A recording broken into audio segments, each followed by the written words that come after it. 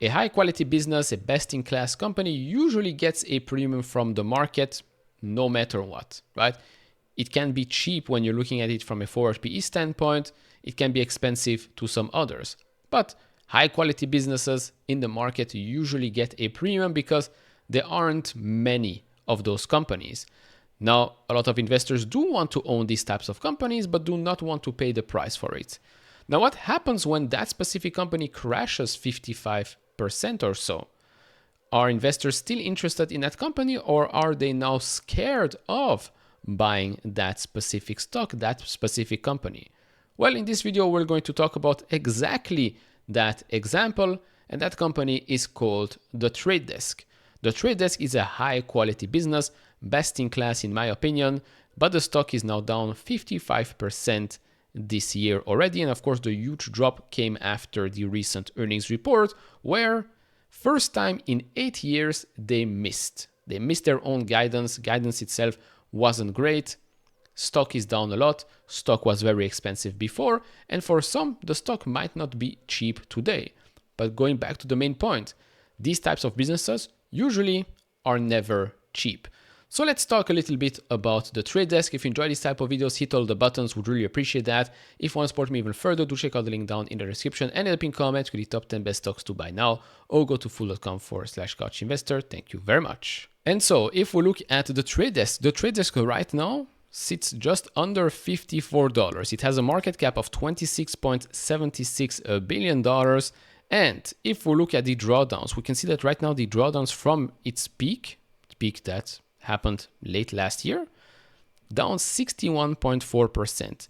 If we look at year to date, it's down 57.5%. I mean, looking at the last 3 years, we can look at the drawdowns. So it previously did experience huge drawdowns, of course, in 2022, so drawdown of 40, 30% or so. But this one is a very, very heavy one. Now, of course, in the last 3 years, you can see that the stock still up, but barely, 2.6%. Now, how expensive is it? How cheap is it? Why is it down? Let's discuss. So first up, forward PE at the moment, 30 times, right? 30 times forward PE compared to an average of 75.93. Now, of course, you have to look at this period right here, huge bubble. So you had a PE of 200, doesn't make much sense.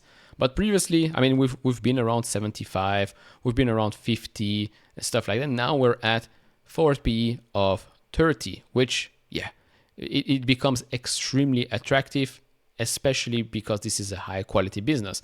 If you look at the others, price to free cash flow, price to sales, EV to EBITDA, here as well, all below their 4-year mean and actually well below it. So you could say that today it is much, much cheaper. Now you might say, oh, but maybe it's not growing as fast as before. Maybe there's a problem with the company. I don't think there is, and I'll explain. Currently, the average analyst price target sits 107% higher than the price we're at today. Yes, and that's even after the price target changes because of the last earnings report. So yeah, analysts think this company should be worth more than double what you're paying for today. Now, if we're looking at the growth expectations for this company, especially if you look at free cash flow for the next coming fiscal years is expected to grow around 20 to 22% each fiscal year. Not bad at all. So we'll do a reverse DCF later, and I'm going to show you that it's actually very cheap today. Zooming out a little bit and looking at the overall business, we can see that gross profit margin, yeah, we've been above 80%, although last quarter we did drop a little bit, but all in all, a business like that should be above 80%.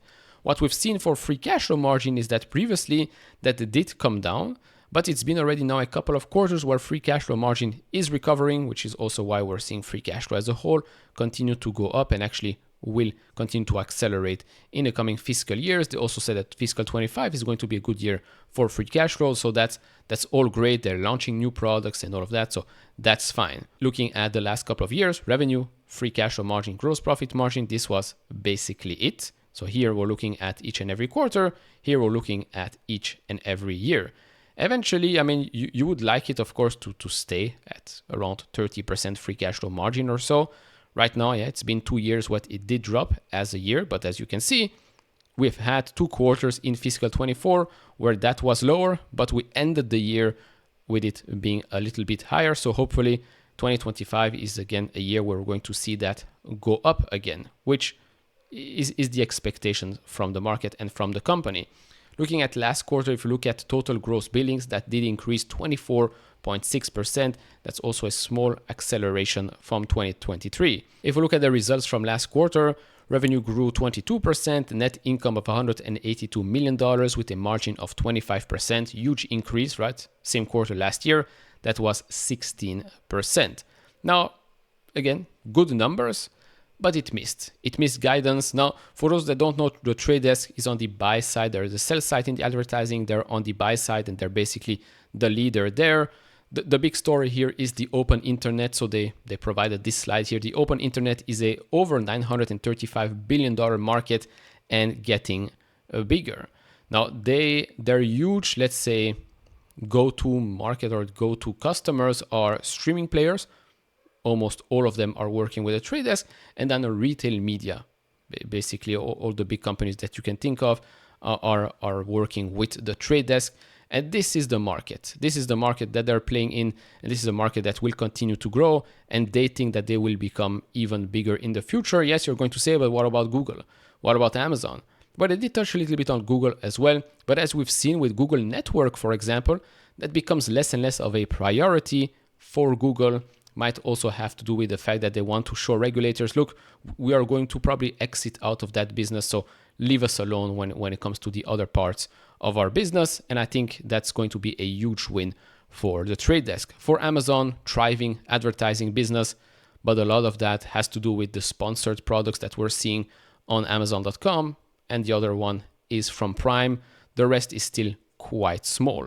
Now, they did touch on what went wrong with the quarter, and what went wrong is basically a decision to delay the launch of Kokai. So Kokai is the name of its data-driven, AI-powered advertising platform. It combines the Trade Desk's leading open internet scale with its vast roster of third parties to inject more data and signal into each decision and campaign. So basically, that was a product that had to be launched. Now, they said, look, we could have launched it. And collected that missing revenue that you've seen from the results. Okay, but we rather not do that. We rather keep our reputation as one of the best, or if not the best player out there. Make sure that when we release it, that product is perfect, and we'll be happy with that. So that's one of the reasons. The other one is that, well, talent-wise, they were actually, well, there was a bottleneck. Let's be honest, there was a bottleneck. They actually lack talented employees, executives. Now, more recently, actually in the last couple of days, they actually announced a new COO. Yes, this was a company that did not have a COO for a while.